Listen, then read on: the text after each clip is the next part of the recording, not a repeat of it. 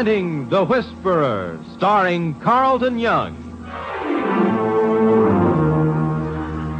The Whisperer, a brilliant man who, losing his voice in an accident which crushed his vocal cords, worked his way deep within the crime syndicate to help destroy it from within. To the underworld, his familiar rattling hiss is the voice of authority, to be obeyed without question. Then a miracle of surgery performed by Dr. Benjamin Lee restored his natural voice, enabling him to resume his real identity. Now, as Philip Gault, aggressive young attorney, he skirts the thin edge of death, living his dual role. For as the Whisperer, he sets in motion the forces of the syndicate in Central City.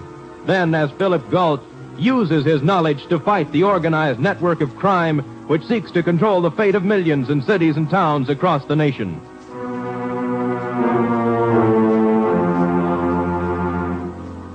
The only person besides Dr. Lee who knows the Whisperer's real identity is the doctor's nurse, Ellen Norris. Now she watches as Philip Gault, using his Whisperer's voice, reports to his superiors in the syndicate. Central City reporting. Go ahead, Central City. Instructions given to Saugus. Report back when mission is accomplished. What has Tony Powers done to the syndicate? Tony? I know him very well. He's almost like a father to me. His daughter Margaret and I grew up together. Why are they after him? Well, Ellen, he's a man of great courage and integrity. And as chairman of the Liquor Control Board, he sees to it that no syndicate underling gets a liquor license. And they don't like that. Well, Mr. Powers' successor is already in the pay of the syndicate. When the new man in charge, they own most of the licenses. Why the time element? Why must it be done by 6 o'clock? Ellen, in our state, one license is issued for every 2,000 persons. The syndicate is lobbying a bill through the legislature to reduce this number to one license for every 500 people. No, which, of course, would go to their men. Yes. Anthony Powers is leaving for the capital tomorrow night. He has enough influence to defeat the bill. So another honest man is to die so that crooks can reap more dishonest dollars. Unless we can find a way to stop them. Phil, it's horrible the way that octopus of crime is invading every phase of our lives. And will continue to until an aroused and enlightened public decides to safeguard their welfare and that of their children. Yes, especially their children. Every paper is filled with the stories of juvenile dope addiction. And that's the most frightening internal menace of our time, Ellen. I'm afraid it'll continue until each parent awakens to the realization that his son and his daughter are actually targets. Well, if I were a parent, I'd make a definite point to educate them to the inevitable wreckage of addiction. And I'd go a step farther. I'd make certain that within the realm of possibility, I'd always know where they were and with whom and what they were doing. My mother's 11 o'clock curfew used to irk me, but most parental supervision would cut down on several things which corrode and destroy during the recklessness of adolescence. Oh, Phil, I wish you were out of the whole stinking mess. Ellen. I know your association with the syndicate enables you to fight it, but... Now, we'd better do something to safeguard Anthony Powell if we can. Will they try intimidation first? Yes. Even the syndicate shies from murder unless absolutely necessary. If they try intimidation, they'll probably include Margaret in their plans. She's the only family he has, and he adores her. Ellen, you've just made a job for yourself. Phone Margaret. Tell her you've missed her. Invite her for lunch. Anything that will enable you to spend the day with her. Do you have her phone number? I've called it 1,000,000 times. Well, here. Make it 1,000,001. Since you're sending me out to be a clay pigeon, perhaps we'd better make it a shopping tour. It'll give me a chance to buy Maggie a new horoscope. She dotes on astrology. Hello?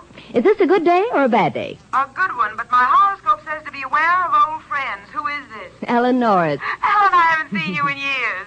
Dad and I were talking about you just last night. What prompted this wonderful surprise? I suddenly had the urge to see you. Are you free for lunch? Yes. In fact, I planned a shopping tour this afternoon. We'll make it a day, huh? And try on absurd hats at outrageous prices which we wouldn't be caught dead. Sounds like fun. Give me an hour and then meet me at Jason's. I'll be there. Bye-bye. Everything's set. Good. Now stay with her and wangle an invitation for dinner if possible. Being a woman, you should have no trouble in carrying on a running conversation for 7 or 8 hours.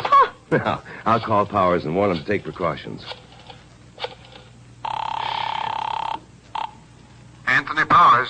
Mr. Powers, the syndicate has marked you for death.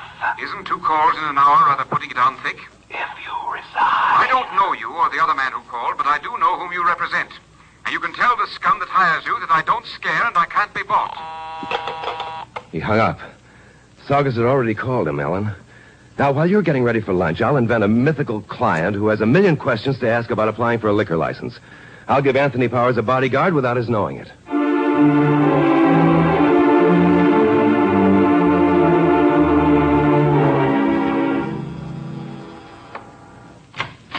Mr. Powers. Come in, Gault. Come in. Thank you. As I told you when you phoned for an appointment, I'm busy trying to get off to the capital tonight. Well, I'm sorry to intrude, but you'll be gone several days, and my client is impatient. We'll go into the library. Oh, Dad. Dad, guess who called for lunch? I've no idea. My dear, this is Mr. Gault. My daughter, Margaret. How do you do? It's my pleasure. May I presume on a short acquaintance and tell you who your luncheon companion will be? Why, of course. Ellen Norris. How did you know that? Well, it's written in the stars. Are you interested in astrology? I was born under the sign of Capricorn. I was born under Sagittarius. And I was born under the sign of Pika, the boo. Oh. Dad is not impressed by horoscopes. Do you know Ellen? My dearest friend. She told me she was lunching with you. Oh, Dad, your train doesn't leave until 10. I'd like to have Ellen and Mr. Gault to dinner if you don't mind. If you'll excuse a hasty departure. Delighted. Talk to us at 7-ish, huh? Oh, I must run or I'll be late. Goodbye, Margaret. Bye. Drive carefully. As if she would. Have a seat, Gault. Oh, thanks. I've heard you in court several times. Wanted to meet you before now. Wish we had more time to get acquainted. Drink? No, thanks. Before launching into the business of my client, what are the chances of this bill being lobbied through the legislature? Once I reach the Capitol, I can defeat it. And if something happened to you? I've already had 2 phone calls today threatening me. Oh? In your place, I'd take them seriously. They'd never dare make an attempt on my life. The resulting publicity and investigation would endanger the syndicate. Why, they'd never dare harm... Down! Get down! No need to. He missed. But the second time he... There won't be a second time. That was intended to frighten me. That shot must have come from that wooded section. Undoubtedly. Since it lies between this house and the city, whoever fired the shot is probably on his way into town. Pursuit is useless. However, if we made inquiries... Excuse me. Hello? That was just a sample. You want any more? If you think your cheap tactics will cause my resignation... Oh, tough boy, huh? Okay, Powers, you ask for it and you'll get it. Powers, if that shot was fired from the woods, where could the killer find a phone so quickly? Around the bend of the road, there's a filling station. Well, come on. If the attendant remembers seeing him, we'll at least have some idea of his identity.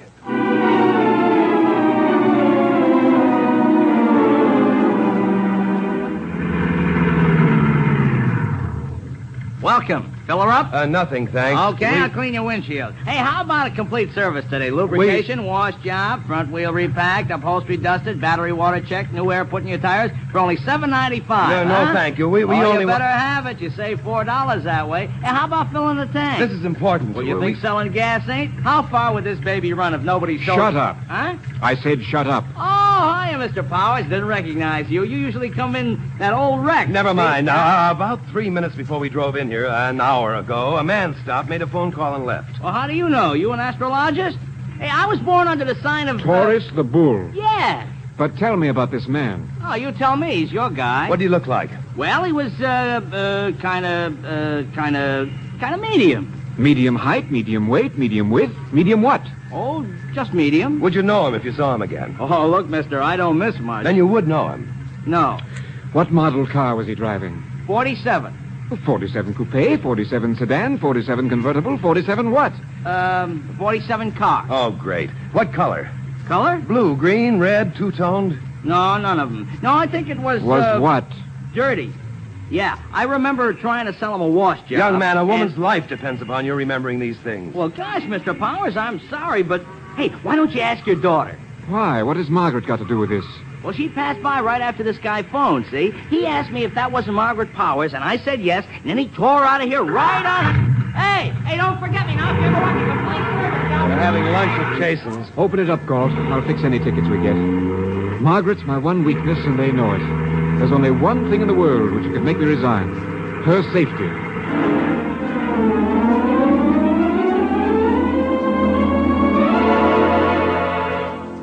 While Phil and Anthony Powers speed toward the restaurant, Margaret Powers, unaware that she is being followed by Saugus, enters the fashionable cafe. Ellen, you look wonderful. Just like you stepped out of the pages of Harper's. I bought this suit the year Harper's was founded. Oh, Maggie, it's good to see you.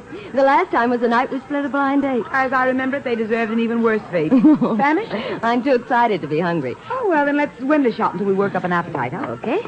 There's a certain sales girl I enjoy in Southern. Same old Maggie. Oh, I'm glad we're doing this. So am I. Let's window shop the Harms. Their $200 wash dresses are on sale for $99.50. Now, one of my dearest friends has one. It resembles a warmed-over potato sack. Imported, of course. Incidentally, I like your Mr. Gault. Phil? Oh, where did you run into him? He's out at the house. Oh, let's go in here. They've got the most wonderful freckle cream. It makes fried freckles look like boiled freckles. Just so they aren't rare. Mr. Gault mentioned that you were friends, so I invited him to dinner tonight. Oh? Using you as a lure, I said you'd be there. Oh. You like him? Very much. Oh, look, a clearance on stoves. Only $3.98. That's a steal on stoves. Only I don't need one. Well, let's go see Miss Mudpack. Miss Mudpack? Yes, she demonstrates facial mud, and I detest her. So every time I come in, I insist that she demonstrate it. When her face is all covered, I decide not to buy. Oh, no. Oh, Ellen, look at this. Oh. Pardon me, I was following too closely on your heels. You're the man who followed me into the parking lot. I assure you I've followed much worse, but you're mistaken. Oh, no, I'm not. You almost took my bumper. My dear young lady, you're mistaken. Now, you must excuse me. Oh, not bad. Margaret, do you really think he's following you? Oh, I hope so. Next to buying a new hat, nothing gives the lift. But if he came here from the parking lot... Relax, honey. Just coincidence. Don't get excited. Excited? Why, I guess it's foolish. Let's forget it. I think I resent your implication. After all, my equipment isn't so bad. Oh, Maggie, you'll never change. Oh, Ellie, I've had a wonderful brainstorm. It's such a wonderful day. Let's get my wonderful car and drive out to the wonderful country casino for lunch. Wonderful. I'm parked just around the corner. Oh, I'm sorry. You know, you wouldn't bump into people if you stopped looking behind you. I'm expecting my dark past to overtake me. You're much too young to have accumulated a past. I thought I saw someone I recognized. Someone I know? No, it's someone I don't think you'd care to know.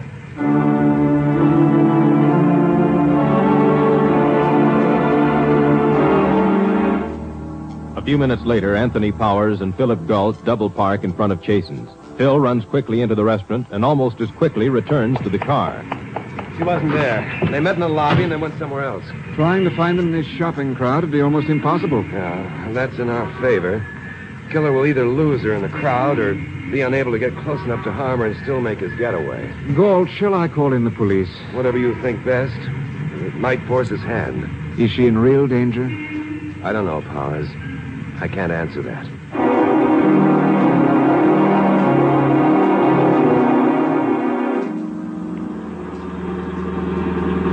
Relax, Ellen. You're wearing out my rearview mirror. Oh, was I doing that? You were, but you didn't think I was watching you. Just a habit. No, I don't think it is. For some reason, you're afraid of that car that's been following us for the last 10 minutes. Maggie. I'm not stupid, Ellen. If for any reason I'm in danger, tell me about it. Give me a chance to defend myself. Maggie, I don't know what you're talking about. Now, look at it this way. You call after years of silence. A man bumps into me. You become excited and keep looking behind you. If you're not afraid for me, then it leaves only one other thought. A very unpleasant one. What? You're spotting me for whoever is or should be following us.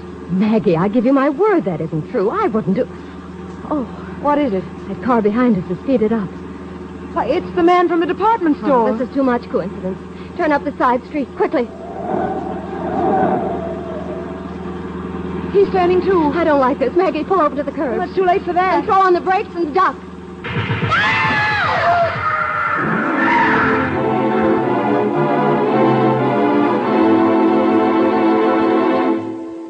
You are listening to The Whisperer, the story of Philip Gault, who skirts the thin edges of death, living a dual role.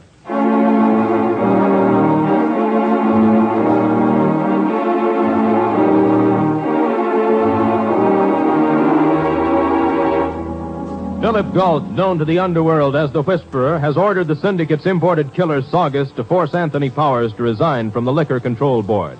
If Powers refuses to resign, then Saugus is to kill Powers. In his campaign of intimidation, Saugus has fired a burst of machine gun bullets into the car driven by Margaret Powers.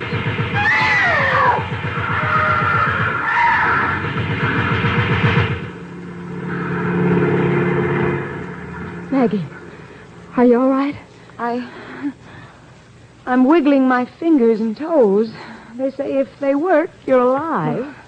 Let me know how you come out. My horoscope was right. I should be aware of old friends. Ellen, how did you know this was going to happen? Oh, Maggie, I didn't. Believe me. When you bumped into that man, I had a hunch. I watched and saw him follow us. I see. The syndicate again. They hate my father. Well, what now? Oh, let's venture out, and if our undercarriage doesn't fold, we'll put in a call to Phil and your dad.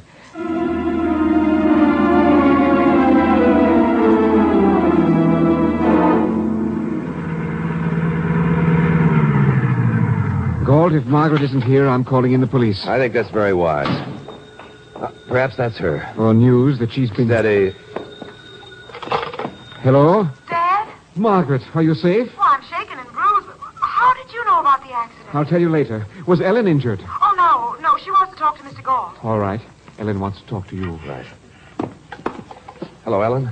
Yes, Phil. What happened? He followed us and shot at us with a machine gun. The car was wrecked? Yes. Where are you now? At a residence at the corner of Elm and Ackerd. Well, don't either of you move until we get there. Dynamite couldn't move me until you get here. We'll go in your car, Gault. Let's take 2 cars. As soon as I pick up Ellen, I want to get to my office. All right, I'll just... Now, who is that? Probably the syndicate. Shall I answer it? I would. Hello? Been trying to reach you, Powers. The line was busy. If you harm a hair on my daughter's head... Powers, you've had 2 friendly warnings. Get smart, resign. No. All right, then buy your daughter a coffin. Wait. Give me time to think it over. That's better. I'll call you back in an hour. Gault, I'm a coward. I can't sacrifice my daughter's life. I'll resign. Are you phoning the papers? Yes. Give me an hour, Powers. Just 1 hour. Maybe I can figure an angle. What can you do? Give me an hour. All right.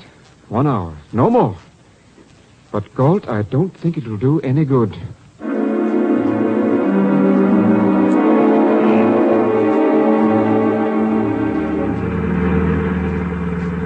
Phil, I don't care what he says.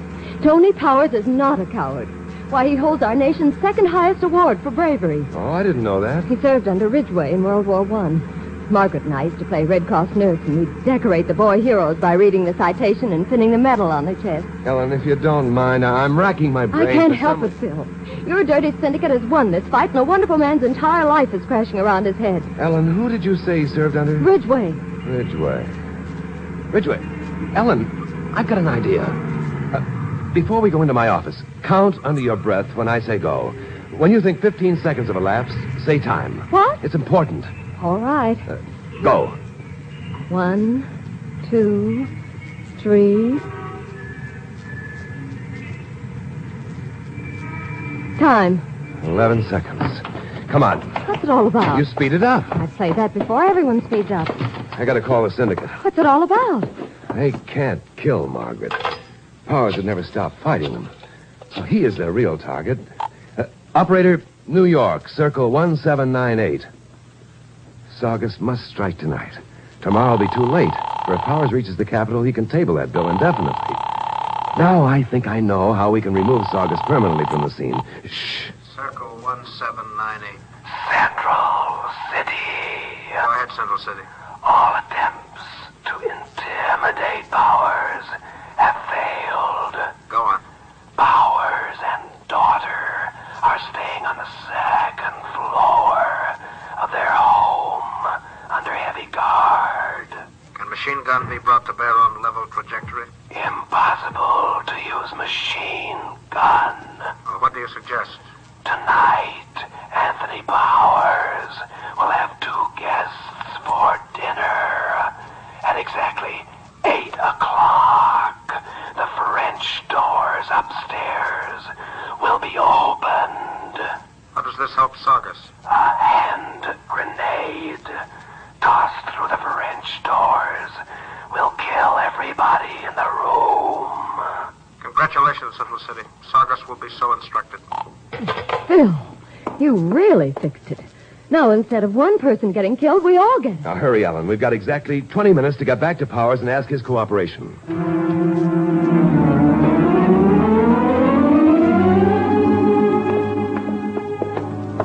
Dad's in the library. Has anyone phoned, Margaret? All the newspapers and wire services. After you, Ellen. Gault, I was afraid you weren't going to make it. The answer is due in 5 minutes. I have a plan, but first an experiment. While I hold my watch, you and Margaret count under your breath. When you think 15 seconds have elapsed, say time. Gault, you're no fool. There's a reason. Yes. You ready, Margaret? I'm ready. Get set. Go.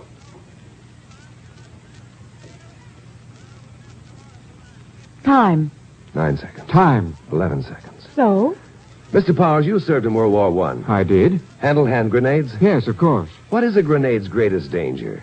Well, that you'll throw it too soon and the enemy will grab it, toss it back, and kill you with your own grenade. Don't they explode on contact? No, Ellen. They're detonated by a time mechanism. A certain number of seconds after the pin is pulled. I know all this, Gault. If a man is tossing a grenade which explodes in 8 seconds, he'll have an even greater tendency than you just had to rush his count. Go on. To explode at, say, 8 seconds, he must throw it on the count of 6. He'll probably toss it on the count of 3.5 or 4. Now, if the enemy, in this case ourselves, were waiting, caught it, there'd be a possible 4 seconds in which to toss it back. Oh, but that's fantastic. No, it isn't either. As an infantryman, I know. Go on. Since intimidation failed, you, Mr. Powers, are the prime target of the syndicate. Now, if you live through the night, if the killer is destroyed, you can be winning the fight at the Capitol before they can get another murderer to take his place. Now, will you gamble your life on your reflexes and mine? Gault, I'd gamble, but if the grenade were dropped... Only you and I take the risk. There's a hole in your theory a mile wide. What is it, Dad? The murderer's known preference for machine guns. He'd never fool with a grenade. Oh, the hour is up. I'll tell the syndicate they've won. I'm resigning. Dad, you can't do it. I won't let you. I'd rather be dead than live in a country controlled by gangsters. Don't answer it, Powers. But, let Gault... it ring.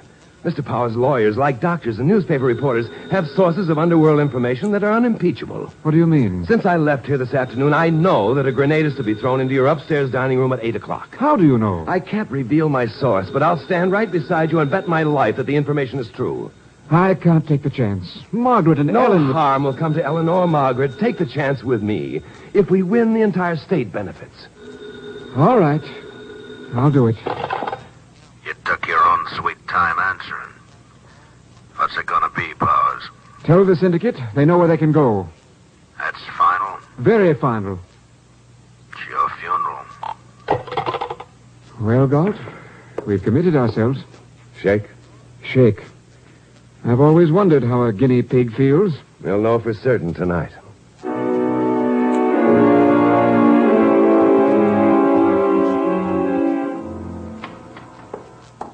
Phil, Margaret said I'd find you up here in the dining room. I wanted to recheck our plans for any slip-up. I wanted to talk to you before dinner. Sit here, my dear. You know, of course, that an hour from now you... I know. Phil, if anything happened to you, I think I'd die. Ellen, there's something I'd like to say to you before... Gault, I'd like to run through it just one more time. Well... Can't be too careful, you know. Now, let's see. Ellen, what do you do? Margaret and I excuse ourselves after dessert and go into the library. Then we push our chairs back and you offer me a cigar. I accept. We walk to the end of the table, and you light my cigar. Then we stroll to the French doors, and I open them. Yes. Then I stop in the center of this one, and you stop in the other. It's getting dark already. Yes. The killer will probably make his way to that oleander bush. You mean where that shadow just moved? Shadow? Look out! Catch it! Grab it! I'll get it. Hurry! This is a rock. I threw it. I wanted to test your reaction. Oh. I wanted to see if either of you could catch it under strain. But Margaret will be expecting the grenade. But you won't know at what second he'll throw it. Is there a porch light down there? Yes. Well, leave it on, Margaret. I didn't even see that rock until it was already past me. Phil, I hope you don't make the same mistake twice.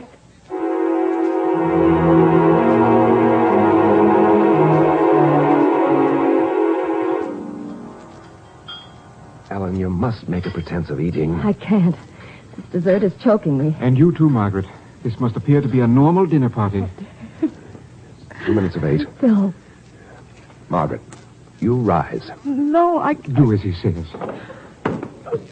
Steady, dear. Now you, Ellen. That's it. Smile at us. Good girls. Now chat as you walk into the library. Gault, care for a cigar? Thank you. Excellent Havana. I'll light yours for you. Now, stroll to the French doors. Keep your eye on the oleander. I will. Now the doors. Beautiful night. You see him? Indeed it is. Stepping move at that bush. Watch it. Watch it. Here it comes. Grab it. I got it. You dropped it. Quick, grab it. Throw it back.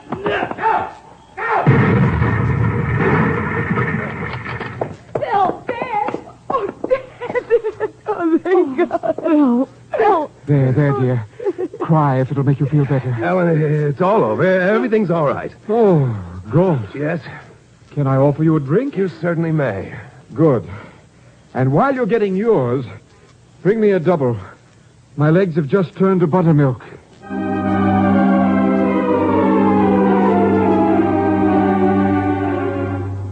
Phil, if you ever take chances like that again, I'll disown you. You won't have to disown me, Ellen. I'll never live through it a second time. Now, I suppose you've got to call the syndicate. Yes, but Powers and Margaret are safe.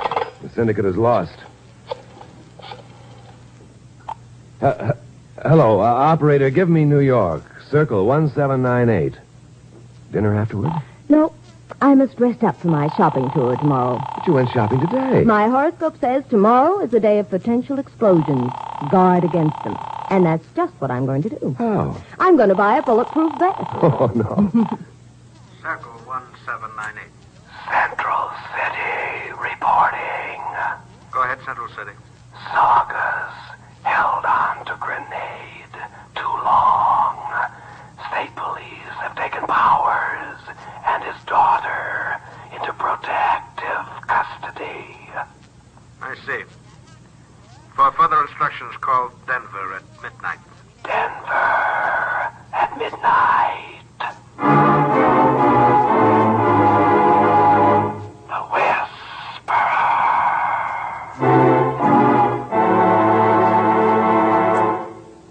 The Whisperer is based upon stories and characters created by Stetson Humphrey. Any similarity to persons living or dead is purely coincidental. Carleton Young is starred as the Whisperer. Betty Moran is Ellen. Others in the cast were Julius Kraulbein, Betty Lou Gerson, Byron Kane, and Jerry Hausner. Original music by Johnny Duffy. The Whisperer was written, produced, and directed by Bill Carnes. This is Don Rickles inviting you to listen next week to another exciting adventure with The Whisperer.